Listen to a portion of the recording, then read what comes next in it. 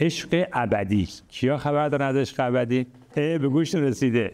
بچه‌ها نگاه بکن. کسی هم دیده؟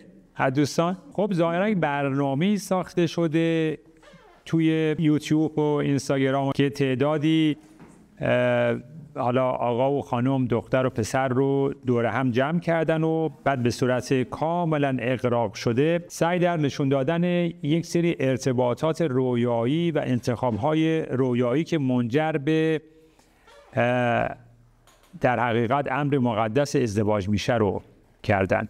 خب جنبه ظاهر این برنامه عشق است و انتخاب و ازدواج، اما واقعا همین طوره که نشون میدن، یعنی جریان همینه. این همون مصداق آب و آتشیه که این روزها داریم در مورد صحبت میکنیم و نعل وارونه‌ای که در حقیقت نشون میدن به ما.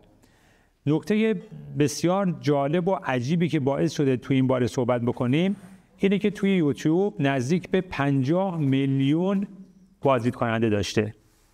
50 میلیون بازدید کننده داشته و حالا حساب دو تا چارتی رقم درآمدیش رو بهتون بگم، چیزی بوده 20 میلیارد تومان هم تو همین مدت کوتاه، نمیدونم چند قسمتش پخش شده، درآمد داشته و توی اینستاگرام هم 1 میلیون به اصطلاح دنبال کننده و فالوور داره. این چه نوع بازیه؟ این بازیش چه بازیه که به اصطلاح حالا نه که جدید باشه ولی خب برای ما ایرانی ها حداقل یک مقداری این بازیش بازی جدیده. این برنامه برای تفریح و بالا بردن سطح روحی و تکامل ما قطعاً ساخته نشده.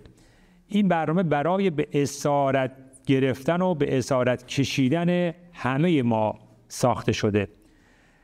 چطوری میشه که ما هممون، یعنی واقعا این سوال رو باید از خودمون بکنیم، به حال کسانی که نگاه میکنن این برنامه، این 50 میلیون نفر، چطور میشه که همه ما وقتی میخوام یک چیزی رو بخریم، مثلا یک سبزی خوردن، میریم میگردیم که کجا ارگانیک باشه، نمیدونم سم نزده باشه، نمیدونم فلان باشه، کلی مشخصات داشته باشه و یا هر چیز دیگه ای رو انصافاً از اقصا نقاط کشور جستجو میکنیم برای اینکه یک خوراکی سالم و به اصطلاح مفیدی رو حداقل برسه و به تنمون بزنیم. چطور میشه که اون چیزی رو که میخوریم و به روحمون میدیم رو هیچ دقت نظر روش نداریم؟ ما 2 تا معده داریم دوستان، یکی معده جسم و تن، یکی هم معده کالبدهای دیگه مونه، معده روحمونه. اون معده اولی که تکلیفش مشخصه، لوتخواره، اما معده دیگه‌مون گل و ریحان خواره، نورخواره. اصلا داستانش یک چیز دیگه است. اگر هر چیزی رو به جز نور بهش بدیم بیمار میشه، واقعا بیمار میشه، مریض میشیم. خب این حالات روحی مختلف ما فهم میکنه از چیه؟ دقیقاً از همین مریضی های روحی دیگه. ما وقتی که به روحمون، شما به این معده به جایی که الان مثلا فرض کن که گوشت بدین و نمیدونم سبزیجات بدین، خب بهش خاک و سنگ و این چیزا بدین، چه اتفاقی براش میفته؟ به 2 شماره کلاپس میکنه، از مدار اصلا خارج میشه. معده روح ما هم همینطوریه. ما اگر به جای غذای پاکیزه یک غذای تاریک بهش بدیم، یک غذای ناجور بهش بدیم، قطعاً بیمار خواهد شد. بیماری رو به ما نشون میده، اما تعجب اینجاست که هیچ کدوم از ما دقت نمی کنیم که داستان چی هستش و چه اتفاقی افتاده. و به قول مولانا میگه که معده تن سوی کهدان میکشد، معده دل سوی ریحان میکشد. معده را خو کن بدان ریحان و گل، تا بیابی حکمت و قوت رسل. خوی معده زین که و جو باز کن، خوردن ریحان و گل آغاز کن. میگه کاه و جو نده بیم بخوره. این اگر کاه و جو بخوره، این معده به اصطلاح روح ما مریض خواهد شد.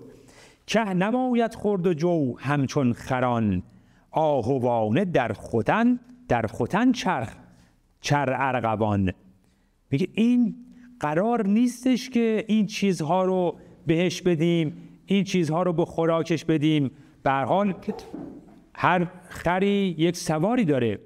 قطعا خوراک خر رو به سوار نمیدن و خوراک سوار رو به خر نمیدن. اما این رو ما اصلا نمیفهمیم، رعایت نمی کنیم. هر که کاه و جو خورد قربان شود، هر که نور حق خورد قرآن شود. باید ببینیم که واقعا ما کاه و جو به این معده میدیم یا نور حق بهش میدیم. به این بیت آخر باید واقعا توجه بکنیم. چه خوراکی به روحمون میدیم؟ کاه و جو؟ و قربانی چه میشویم؟ یعنی کاه و جو با ما چه میکنه؟ برای چه قربانی میشیم؟ یعنی چه قربانی میشیم؟ هر که کاه و جو خورد قربان شود. یعنی چه قربان شود؟ قربانی یعنی چی؟ یعنی سرمون رو میبرن، یک کسی سرمون رو میبره. هر که نور حق خورد قربان شود. به هر حال ببینید یک فربگی داره دیگه. وقتی که ما کاه و جو رو میخوریم فربگی به وجود میاد. احتمالاً یک چیزی لاغر میشه و یک چیز دیگه چاق میشه به هر حال.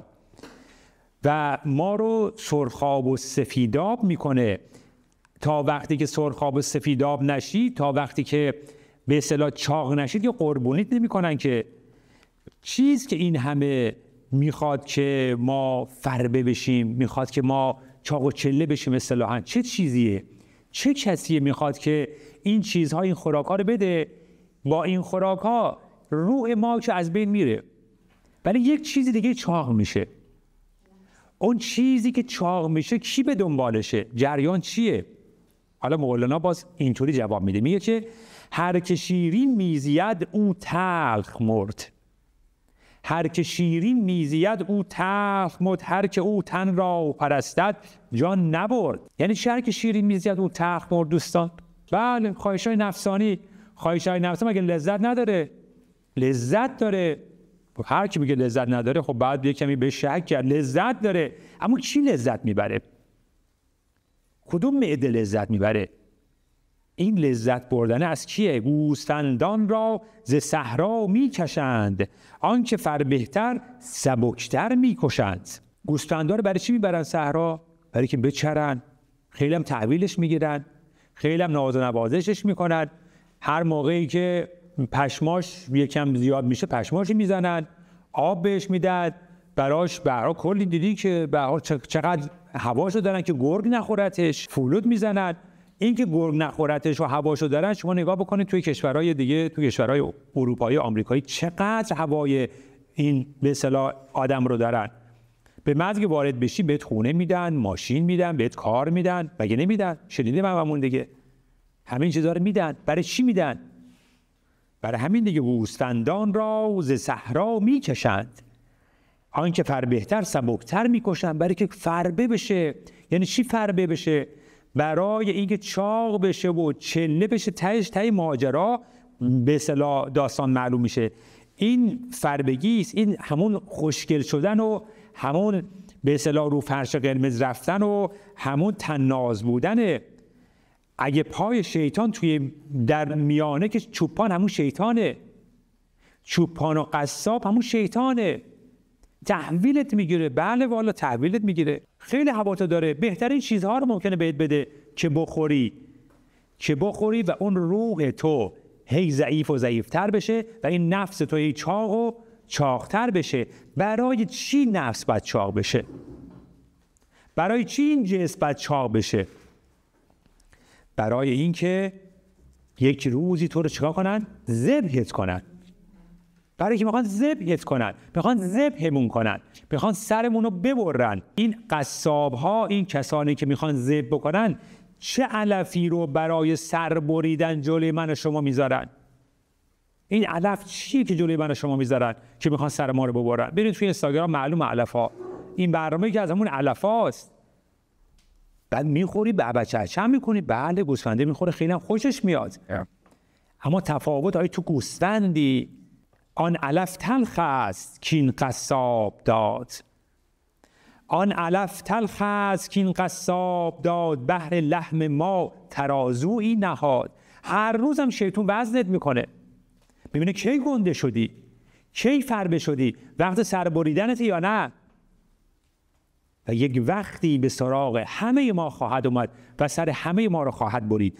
گوسفندان گر برونند از حساب، ذنبوهیشان کی بترسد آن قصاب. میگه که چرا که نه 50 میلیون فالوور نه 100 میلیون فالوور، چه بهتر. هیچ وقت قصاب که از تعداد گوسفندا که شاکی نیستش، که قصاب میگه هرچی بیشتر بهتر. 50 میلیون بازدید کننده یعنی چی؟ یعنی همه ایران، چون فارسیه دیگه، همه ایران، یعنی همه خانواده ها درگیرن، خبر نداریم، همه خانواده ها درگیرن. و این علف آماده و اون قصاب هم هیچ ترسی نداره که این 50 میلیون 100 میلیون ایرادی نداره، چون اون فقط میخواد ضد بکنه و بس. دشمن خونی ما فقط میخواد سر ما رو ببره، ولی تحویل هم میگیره، خیلی تحویل میگیره، همه چی رو به صورت خیلی خیلی خوب و عالی هم در اختیار میذاره. اما اگر ما از قصد و نیت این شیطان، اگر ما از قصد و نیت این قصاب آگاه میشدیم، آیا بازم به سراغ این علفا میرفتیم؟ گاو گر واقف ز قصابان بودی، گاو گر واقف ز قصابان بودی، کی پی ایشان بدان دکان شدی. یه گاوی که دنبال قصاب راه میفته، دیدین دیگه، تو قصاب میره گاوم راه، ولی نمیدونه به کجا میبرتش. دنبال چوپانش راه میفته، ولی نمیدونه که ته این خوردن و ته این علف خوردن و ته این چاق شدن چیه. اگر میدونست، آیا اون گاو دنبال قصاب میرفت؟ اگر میدونست که میخواد ذبحش بکنه، آیا بازم دنبالش میرفت؟ ببینید چه دکانی باز کردن و چه گاوهایی به سراغ این قصاب ها میرن. دکانش همینه دیگه، همین دکانه که میبینید، دکان زر و زیور و آرایش و خودنمایی و الان که حمله دارن میکنن به کالبدهای عاطفی. یا بخوردی از کف ایشان سبوس، یا بدادی شیرشان از چاپلوس. بعد چوپونم اینطوری میکنه، بیا بخور، با دستش به دهنت میده. خیلی تحویل میگیرن، خونه های آنچنانی میدن، لوازم آنچنانی میدن، ماشین های خیلی لوکس تولید میکنن، لباس های برند تولید میکنن، فیلم های خیلی آنچنانی برامون تولید میکنن، مجانی بهمون میدن، همه رو با پایین ترین قیمت ها بهمون میدن، سریال های خیلی خوب در اختیارمون میذارن. چقدر آدم های خوبی ان اینها، چقدر مردم دوستن، چقدر شریفن اینها. ما این طرف دنیا، اونا اون طرف دنیا، فیلماشون مجانی در اختیار ماست. داستان چیه؟ یعنی اینقدر ما رو دوست دارن خبردار نبودیم؟ خیلی عجیبه. یا بخوردی از کف ایشان سبوس، یا بدادی شیرشان از چاپلوس. بعد از چاپلوسی هم شیر میدیم، از چاپلوسی هم میریم تو شرکتاشون کار میکنیم، از چاپلوسی هم براشون شبانه روز میدویم، به قول مولانا دو میکنیم. چاپلوسی نیست؟ چاپلوسی نه هم که دیگه. غیر از اینه که بدو میکنیم، برای کی بدو میکنیم؟ بدو میکنیم، پول در میاریم برای اون چیزی که اون میگه رو بخریم، برای اون سفری که اون میگه رو بریم. 300 میلیون 400 میلیون خرج کن، برو برگرد 4 تا ساختمون و 4 تا میگیم به چه سبحان الله چقدر عالی بود، برگردیم. همین عمر تو، وقت تو، انرژی تو دادی، این همه پول در آوردی، بعد خب که چی؟ با پول که خوردنی نیست، پول باید کاری بکنی. کارشو اونا به من و تو میگن که چه کار بکنی. اگر آگاه بودی این گاو عزیز، آیا باز هم علف از دست قصاب میخورد و یا به خاطر مراقبت هایی که میکرد به شیر میداد؟ چرا واقعا ما به هوش نیستیم؟ چرا آگاه نیستیم؟ چرا این بلاها رو سر خودمون و خانوادمون در میاریم؟ چرا اصلا علف ها رو میگیریم؟ برای خوشمزه است؟ ور بخوردی کی علف هضمش شدی؟ ور بخوردی کی علف هضمش شدی؟ گرز مقصود علف واقف بودی. اگر در همون لحظه خوردن، وقتی که میره تو معدت هم بفهمی، باید بالا بیاری. تو اگر که بفهمی که این علف میخواد با تو چی کار بکنه، آیا باید هضمش میکنی که تبدیل به شیر بشه؟ آیا واقعا این کار میکنی؟ امکان نداره.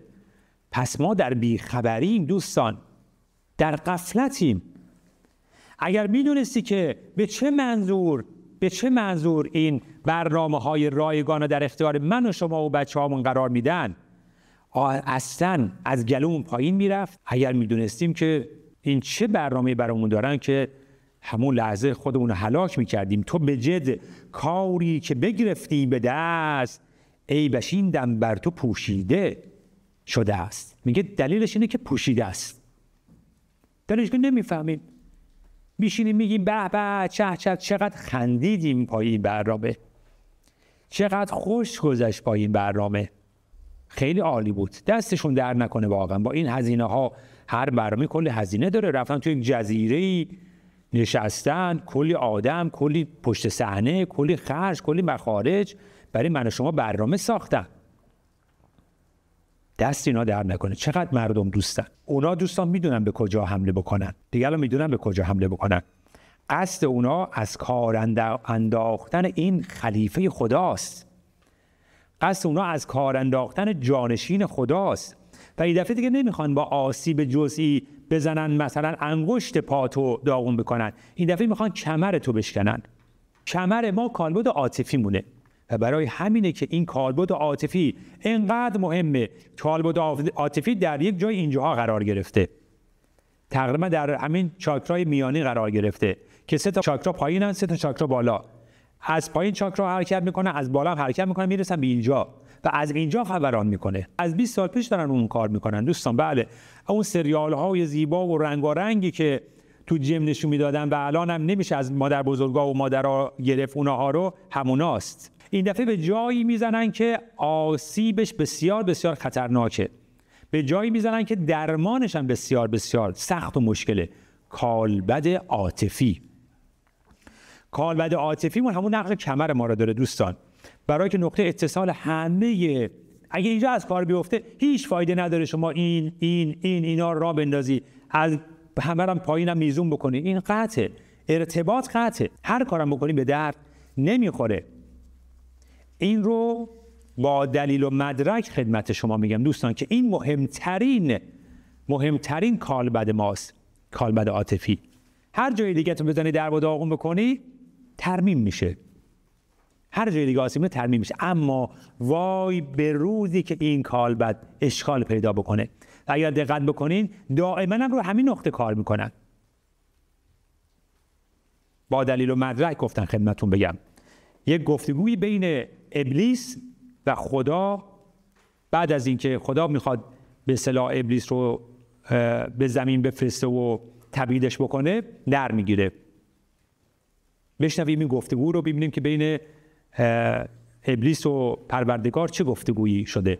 گفت ابلیس لعین دادار را، دام زفتی خواهم این اشکار را.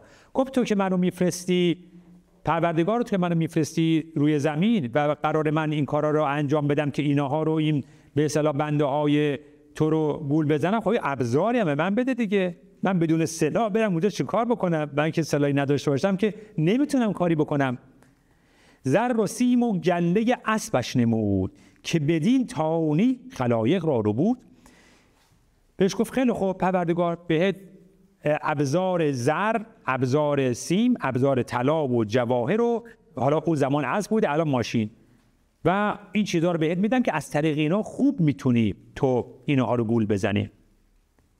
در ابزارها رو معرفی میکنه دوستان ها، ابزارهایی که شیطان از طریق اونها بر ما سلطه میبنده، از طریق اونها بر ما قلاب میذاره، چون اگر نباشه که قلاب نمیتونه بکنه. پولی که تو جیب من نیست که شیطان نمیتونه از طریق پول سوار من بشه. وقتی پول هست میاد سراغ من، پول نباشه که میگه بیام سراغش، خب چی کار بکنم؟ میگه هیچی نداره که. الحمدلله سراغ من یکی که نمیاد، سراغ اونایی که دارن میرن، سراغ اون کسی که داره میره، سراغ اون کسی که طلا داره میره، سراغ اون کسی که پول داره میره. زر و سیم و گله اسبش نمود، که بدین تاونی خلایق را رو بود. گفت شاباش و ترش آویخ لنج، شد ترنجیده و ترش همچون ترنج. میگه که گفت خیلی خوب این خوبه، ولی لب و لوچش آویزون شد. این ترنج همون ترنج اینجاست دیگه. ترنجا دیدی یکم چروکه و یک مقداری به اصطلاح چیز هستش، لب و لوچ شیطان هم آویزون شد. خب حالا بدک نیست، حالا این مثلا با زر و سیم و اینا خب یه کارایی میشه کرد، اما لب و لوچش هم چی؟ آویزون شد. سپاسگزاری هم کرد البته، شاباش، یعنی سپاسگزاری هم کرد، خدا گفت دست در نکنه، ولی خب کافی نیست. پس زر و گوهر ز معدنهای خوش، کرد آن پسمانده را حق پیشکش. گیر این دام دگر را ای لعین، گفت زین افزون ده ای نعم المعین. گفت خیلی خوب، حالا که به این چیز، گفت من جواهرات هم بهت میدم، معدنها و جواهرها و چیزهای اینطوری هم بهت میدم که بتونی باز یه کارهای دیگه هم روی انجام بدی. گفت بگیر، اینم دام دیگه است. شیطان گفت از اینم بیشتر میخوام، اینم خوبه ها، یک عده میشه با این یه کارایی کرد، اما بیشتر میخوام. چرب و شیرین و شرابات ثمین، دادش و بس جامه ابریشمین. گفت خیلی خوب، غذا خوبه، با غذا میشه خیلی ها رو گول زد ها، با غذا میشه خیلی ها رو از مسیر خارج کرد. با لباس هم همینطور، بعضی با یک لباس میشه اصلا بردش به یک جای دیگه ای. تا چشم یک لباس برند، یک لباس خوشگل، شب و روز حواسش اونجاست، من کی برم این لباس رو بگیرم، این خیلی خوشگل بود، نه این خیلی میخورد به اون چلوارم، به اون پیرنم خیلی میومد، بعد برم بگیرم اینو، آخرش من میرم میگیرم اینو. همینه دیگه. چند روز چقدر انرژی تو گرفت تا رفتی گرفتی، خب بعد چی شد؟ مگه ولت میکنه؟ رهات نمیکنه. میگه اینم باز دامیه که میشه گده رو چیکار کرد؟ یه گده رو اسیر کرد. گفت یا رب بیش از این خواهم مدد. گفت یا رب بیش از این خواهم مدد، تا ببندمشان به حبل من مسد. یک چیزی میخوام که زنجیر باشه، اینها رو این بنده های چموش تو به هر حال یک جوری قطع میکنن، آگاه میشن بهش، پاره میکنن.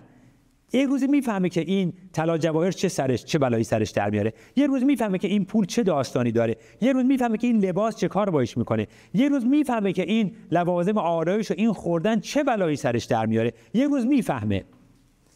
میگه یک چیزی میخوام که نتونه فرار بکنه. تا که مستانت که نر رو پردلند، مردوار آن بندها را بسکلند. میگه من دنبال اون شیرا میگردم، اون کسایی که همه اینا رو پاره کردن یکی به یک، اما این یکی رو دیگه چی نتونم پاره میکنم. من دنبال شکار شیر میگردم. خدایا، خدا هم که میگه من اینا رو آفریدم مثلا برای همین کار، تو هر چی میخوای من بهت میدم. تا بدین دام و رسنهای هوا، مرد تو گرد از نامردان جدا. میگه تو هم که همین میخوای؟ مگه تو نمیخوای مردو از نامرد جدا بکنی؟ مگه تو نمیخوای عاشق تو از بنده های دیگر جدا بکنی؟ خب اینه خدایا، اینو به من بده. دام دیگر خواهم ای سلطان تخت، دام مردانداز و حیلت ساز سخت. همه اینا که دادی خوب بود، اما یک چیز اساسی میخوام. خمر و چنگ آورد پیش او نهاد، نیم خنده زد بدان شد نیم شاد. میگه گفت بیا این مشروب، این هم چنگ، این هم آهنگ و رقص و شادمانی و این چیزها و این هم مواد مخدر، دیگه چی میخوای؟ اینا خیلی کارگزار، خیلی کار میکنه ها، مگه نیست؟ میگه در مگه همه رو نکرده؟ نگاه بکنین همه به اونوی معتادی. فکر نکنین فقط اون که میکشه معتاده، همه ما معتادی. خمر و چنگ آورد پیش او نهاد، نیم خنده زد بدان شد نیم شاد. یک خنده کرد گفت به به، ولی باز هم اون که میخوام نیست. سوی ازلال ازل پیغام کرد، که برار از قهر بحر فتنه گرد. بی خدای بده اون چیزی که میخوای بدی به من رو، هنوز اون رو ندادی به من. میگه نیرومندترین ابزار تو به من بده، من اون رو میخوام. زرنگ بوده شیطانم دیگه، درس همه رو خونده بوده دیگه، میدونسته شیطان کسیه که شما فکر کنید چند هزار سال عمرشه، از قبل از آدم بوده، با نسناس ها بوده، با آدم بوده، با تمام پیامبرا بوده، با 7.5 میلیارد انسان بوده، تمامی فن و فنونا همه رو بلد بوده.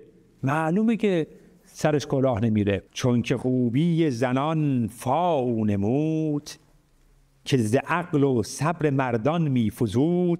پس بزد انگشتک به رقص اندر فتاد، که بده زودتر رسیدم در مراد. تا خدا نیکوی و روی زنان رو بهش داد، دیگه بشکنه رو زد.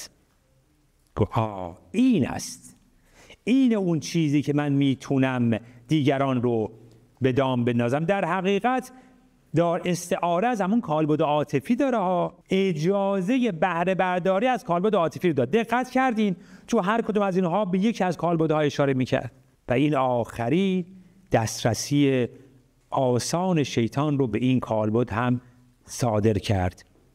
این قوی ترین حربه شیطانه که دوستان میتونه به همه انسانها، به قوی ترین انسانها حمله بکنه. شما دیگه از به اصطلاح بلعم باور رو نمیدونم از اون تمام عرفای دیگه و شیخ صنعا و اینها که دیگه بالاتر نیستیم که. با اونها چه کرد؟ با اونها از همین کالبد عاطفی بازی کرد. این کالبد درست قلب ماست دوستان، که اگر کسی قلبش آسیب دیده باشه، شما میدونید در حالت عادی چطوریه. قلب فیزیکی رو میگم، نمیتونه بدوه، نمیتونه کار بکنه، نمیتونه کار خاصی انجام بده. قلب آسیب دیده است. قلب عاطفی ما خیلی خیلی خیلی بالاتر از این چیزاست. اینا به دنبال بی‌بندوباری و ولنگاری و بی‌قیدی جنسی هستند. به دنبال همون کالبد عاطفی هستند. از این طریق میتونه دسترسی به کالبد عاطفی پیدا بکنه. اینا دنبال همون ازدواج‌های سفیدن، روابط جنسی بی‌تعهد و در نهایت دهنکجی به پروردگارن. هر کاری که شیطان میکنه دوستان دهنکجی به پروردگاره. و اگر ما تبعیت بکنیم، ما هم دهنکجی به پروردگار میکنیم. تمامی این رفتارها منجر به تخریب کالبد عاطفیمون میشه. همین رفتارها بدون برو برگرد و در حقیقت تخریب کانون مقدس خانواده است. این نگاه یعنی فروپاشی، یعنی فروپاشی یک انسان و در نهایت فروپاشی یک جامعه. فروپاشی یک انسان هم از اونجا آغاز میشه که کالبد عاطفی از هم بپاشه. وقتی که این میپاشه دوستان، همه از هم میپاشه. این پایه اصلیه. بهتون بگم تمامی اعتیادها ناشی از همینه. تمامی درگیری‌های بیشتر انسان‌ها و مخصوصاً مردها در مورد شهوت و زنها در مورد جلوه‌گری، بهتون بگم بسیاری از مردها اگر میخوان پولدار بشن به خاطر این مسئله میخوان پولدار بشن. اگر لباس خوب میپوشن به خاطر این مسئله است که لباس خوب میپوشن. بهتون بگم بدون تعارف. اگر ماشین خوب میخواد زیر پاش باشه، نه به خاطر راحتی خانواده و نمیدونم ایمنی و فلان، یکیش همینه. ممکنه پنهان باشه ولی همینه. در شک نکنید و ببینید میدونن به کجا حمله بکنن. و اگر کسی هم بخواد ترمیم بکنه، سالیان سال طول میکشه برای ترمیم به اصطلاح این کالبد عاطفی. و این طوریه که روح یک نفر و در نتیجه روح یک جامعه رو از بین میبرن. 50 میلیون نفر الان درگیرن. یک ویروسی رو برای 50 میلیون نفر پخش کردن و همه رو درگیر کردن. ویروس دیگه، ویروس فردا به من شما منتقل میشه.